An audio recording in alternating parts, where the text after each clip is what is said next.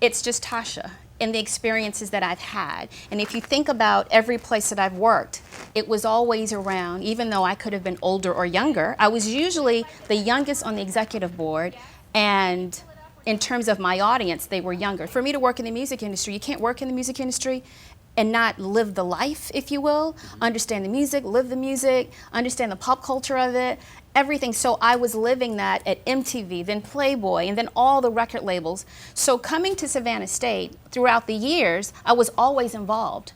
Having real world experience is one thing, but being able to actually teach it is another thing. You have to be able to deliver it to them in the way that they can receive it.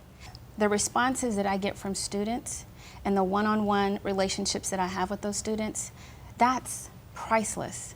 JMC Awards was actually a product of those relationships. And I said, so why don't you guys create something? Create a platform where faculty, we are not involved. Do whatever it is that you feel that you need to do in terms of showing what your talents are. But what you can show them is all of the techniques, the foundation that they're teaching you in class, actually put that to work with your own twist on it. It was painful. There was fighting, people fired. How do you fire a volunteer? I have no idea how you do that, but it was done several times, and then they would come back. But that is real world, and so they had to learn how to work with people.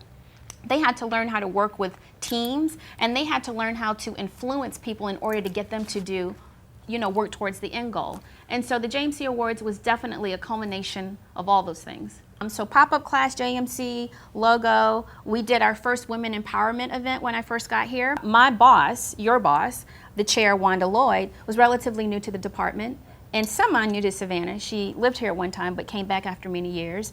And the reality is, for everything that she's accomplished, USA Today, et cetera, no one really knows outside of that world who Wanda Lloyd is.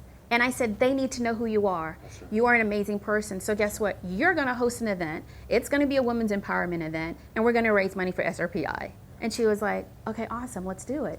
And it was the first time we had done that, and I'm hoping that that continues as well.